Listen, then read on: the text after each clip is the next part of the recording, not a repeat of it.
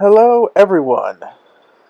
This is What If Asta Was in Fairy Tale Part 3. I'm going to be trying some different stuff this time, mostly in the audio stages, to try to make things a little bit more interesting. I'll also be combining all of my previous parts into one large combination in the coming weeks. So, look forward to that. As for that, let's get on to the What If. Previously on What If Asta Was in Fairytale, the group discovered that the Dark Guild Eisenwald had the demon flute lullaby in their possession and were planning on using it.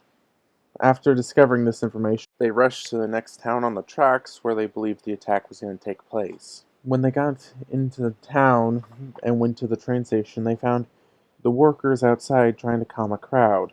The workers seemed happy to see guild wizards, and Urza asked them what happened. They said the dark wizards took over the train station, and that soldiers had entered a little bit ago to try to arrest them. They had heard fighting, but then nothing. After the soldier told Urza this information, she grabbed his microphone and told everyone that they had a powerful magic item and that they should all run for their lives. This started a small panic, and the train worker asked what she was doing. She would just respond that it's better to cause a small panic than have everyone here die. When the gang of Urza, Lucy, Happy, Natsu, Gray, Asta entered the building, they would discover that the soldiers had been defeated. Asta could tell a few of them were alive, but the only reason why they were is they were thought to be dead. When the main group got to the main room of the train station, they discovered over 24 dark wizards, including several that looked to be strong. One man seemed to be half out of the dirt, using some sort of phase magic or something similar.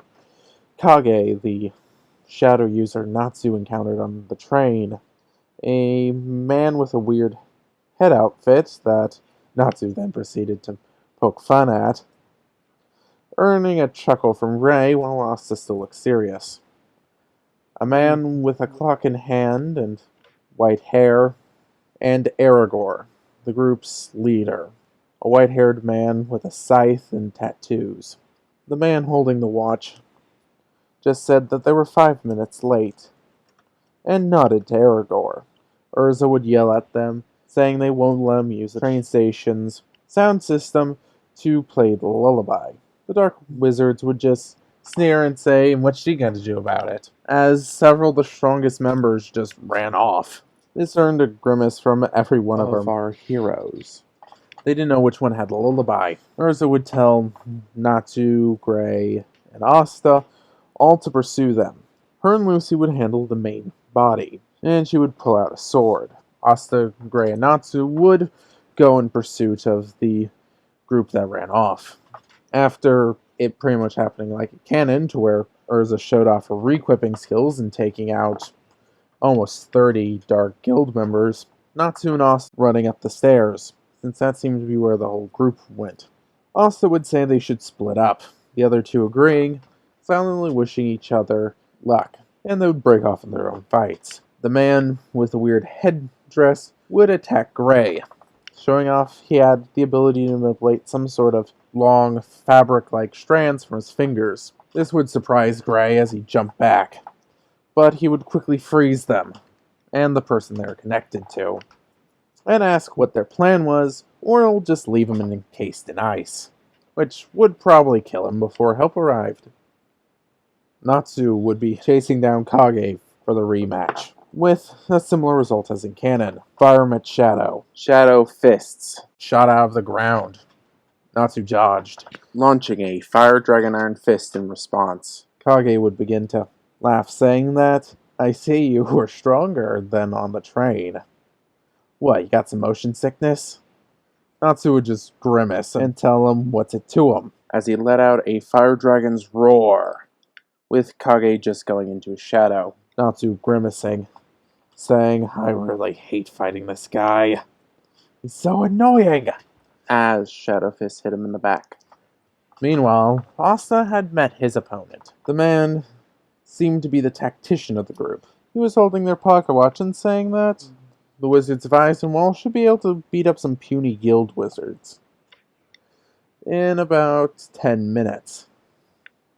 Asta, when he heard this, would just tell him two things. One, I think you're underestimating us puny guild wizards. Two, we're gonna beat your guys up in 5, before smiling. The man would just look over and say that if he made a guess they're from Fairytail, Asta would just say, yeah, we're gonna defeat you.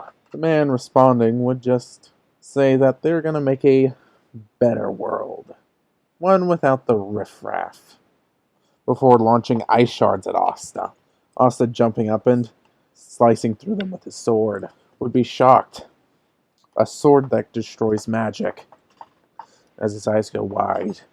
The man would look up in shock and say, wait, you're Fairytail's demon swordsman. The one who can destroy magic. Yeah, my companions are the S-class wizard, Urza Scarlet, and Salamander. I doubt your guys are going to be much of an issue.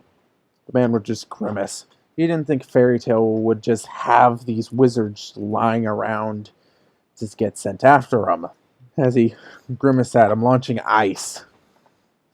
Natsu, dodging fairly easily, would just ask if this was all he could do, as a quick burst of speed launched him forward, as he hit him with the back of his blade, launching him into the wall. He would quickly start to form another ice shard to launch at him before Asta destroyed it in his hand and held his blade up to his throat. He would then ask him, what's your plan? And I can be very persuasive. Giving off such killing intent, it made the previously stoic man have a bead of sweat drop down his face. So, that's going to be where I'm going to leave it for this part.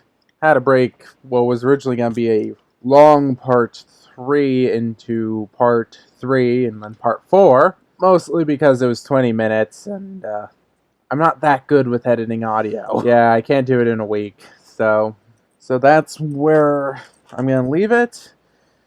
After I put out part 4, which should be this coming Friday, I'm going to be posting a compilation of all the parts to just make it easier for people to watch in one sitting.